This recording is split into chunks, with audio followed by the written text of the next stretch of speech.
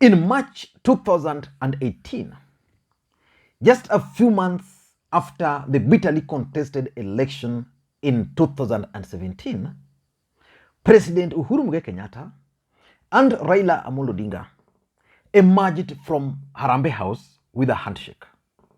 That move shocked the entire country.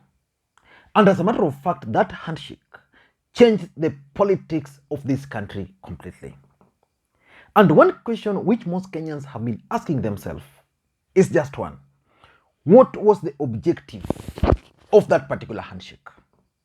Because those close to President Uhuru Kenyatta believed initially, especially those who were, when he was still very close with the deputy president also, believed that it was President Uhuru Kenyatta's strategy to contain Raila Odinga, and that it was going to reach a point when he was going to now focus on his presidency, on his presidential succession politics, and probably support the deputy president. And those who were supporting Raila Odinga believed that President Uhuru Kenyatta reached out to Raila Odinga because he wanted peace, and in exchange, he wanted to support Raila Odinga for the presidency in 2022. But the verdict is out there. And yesterday, or last week, Justin Muturi, the Speaker of the National Assembly, who is a very close ally of President Uhuru Kenyatta, and from all indications, has fallen out with the president, revealed that President Uhuru Kenyatta used the handshake to send Raila Odinga home. And that, number one, Uhuru Kenyatta told him 3 times that one of the conditions of the handshake was that Raila Odinga and the president were both going to go home in 2022. So that they were not going to play politics between the handshake, that is 2018 and 2022. And they were going home together. That the president also told him that the main reason behind the handshake was to end the family rivalry between the Kenyattas and the Odingas. And I've opined on this platform severally that President Uhuru Kenyatta actually realized that for his family to survive politically, they needed to make peace with the Odingas. I've always opined that in several videos. So they wanted to end political rivalry according to Muturi, and that's why the handshake was there. And he's also saying that number 3, they agreed that Raila Odinga was not going to run for the presidency in 2022. In this video today, I want to disagree with Justin Muturi. And respectfully, I think Justin Muturi has fallen out with the President Uhuru Kenyatta. And therefore, whatever he's saying is motivated by other interest. But before I do that, if you're watching this channel for the first time, I want you to take a second or two, click the subscribe button so that next time we produce a video like this, YouTube will automatically notify you. And to the subscribers, I want to continue to thank you guys for your continued support. Please give this particular video a thumbs up. Now, who is Justin Muturi? Justin Muturi is the Speaker of the National Assembly. Is Justin Muturi a key ally of President Uhuru Kenyatta? As a matter of fact, Justin Muturi has played a key role for or around President Uhuru Kenyatta. Justin Muturi was first elected through a by-election in 1999. Uhuru Kenyatta came in parliament around 2000 or 2001 through a nomination. From that time, these guys have been very close. It is alleged that when President Uhuru Kenyatta wanted to form his secretariat, Muturi played a key role. But of late, Justin Muturi is pursuing his own political interest. Probably President Uhuru Kenyatta promised to support him, but that's not forthcoming based on the prevailing political atmosphere. But again, I don't want to rule out the possibility that whatever Uhuru told Muturi could have been the motivation. And maybe Raila Odinga also had his own motivation of the handshake. Maybe Uhuru wanted to use the handshake to tame Raila. Maybe Raila also wanted to use the handshake to propel himself to the presidency. I don't want to dispute that. But I strongly believe that Muturi's statement could be informed by several things. And is lying. Number one, the handshake remains a top secret between President Uhuru Kenyatta and Raila Odinga. As we speak in this country today, very few people can rise up and claim to know any detail about the handshake. Raila Odinga never shared the details about the handshake, even with his close allies like Musalia Mudavadi, Kalonzo Musyoka, and Moses Wetangula at that particular time.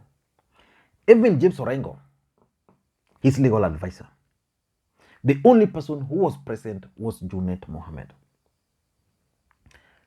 On Uhuru Kenyatta's side, even the Deputy President, Dr. William Samoei Ruto, was never part of the handshake. In fact, when the news about the handshake emerged, everybody was glued to their TVs, including the Deputy President. So, the fact that it remains a secret, I don't think Muturi, even if he was privy to what was discussed there, he would go out publicly to confess about those particular details, because that would mean breach of contract. Breach of trust. But I strongly believe that the handshake, the details about the handshake, was between those two guys.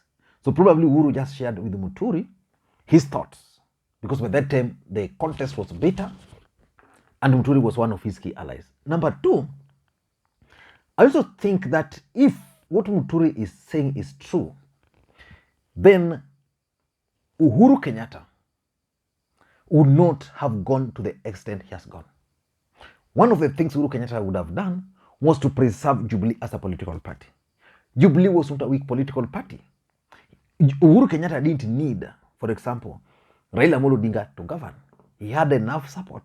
He had enough members of parliament. Perceptionally, he had won the presidency. The fact that Uhuru Kenyatta decided to mess up with Jubilee means that the handshake was actually intended for other purposes. Because if it was about sending Raila Odinga home, then Uhuru would have agreed with Raila, we're not going to play politics. Okay? This is how we are going to operate. Huku nyuma, he would be telling the deputy president, we agreed to serve for 20 years. I'm completing mine, please pursue yours. The truth of the matter is that as things stand today, the deputy president and President Uhuru Kenyatta are not an item. Uhuru would have pursued their original plans of supporting William Samoei Ruto for the presidency in 2022. That would have been the best strategy for him to send Raila Odinga to Bondo. If anything, he tried through ballot, but succeeded, but Raila never went home. So I tend to think that because Uhuru decided to risk with Jubilee, there was nothing like sending Raila Odinga to home, to Bondo.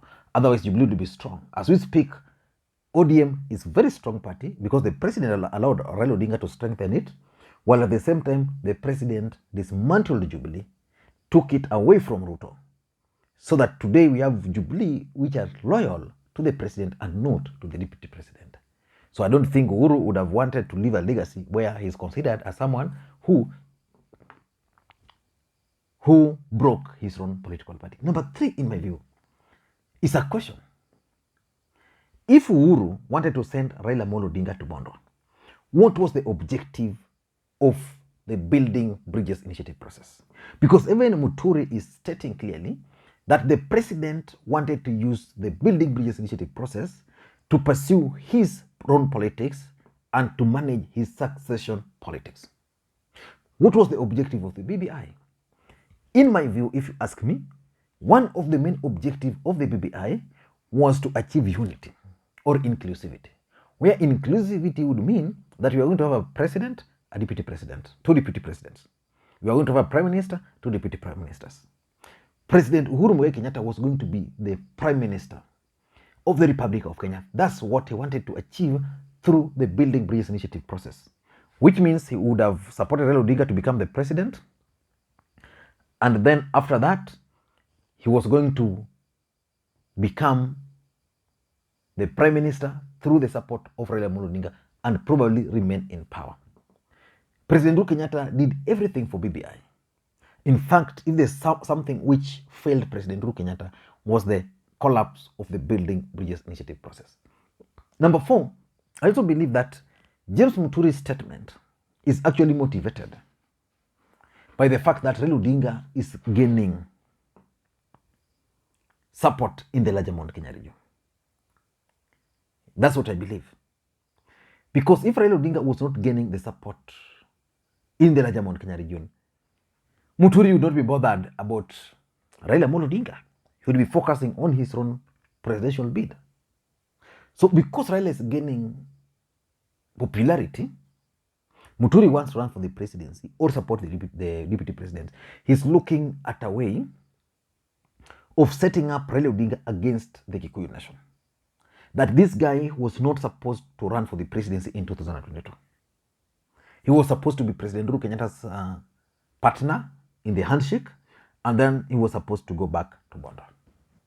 So I think that Raila Odinga's popularity is one of the reasons why Muturi is making such a statement. And lastly, I also believe that the mere fact that Raila Odinga became part of the deep state is a proof that Justin Muturi is lying. The truth of the matter is that if Uhuru wanted to finish Raila, he would have made Raila comfortable. Of course, Raila is comfortable today. Then Raila Odinga would not have been allowed to be part of the deep state. The deep state today, as we are talking, is actually working so hard to make Raila Odinga the president. So Uhuru would not have allowed him to be accepted inside President Uhuru Kenyatta's kitchen cabinet and the deep state. I don't know what you think, but that's my take. If you're watching this channel for the first time, please take a second or two, click the subscribe button so that next time you produce a video like this, YouTube will automatically notify you. And to the subscribers, I want to go to you. Thank you guys for your continued support. Without that support, this channel cannot be where it is. Thank you guys, and please may you have a good day. Bye-bye.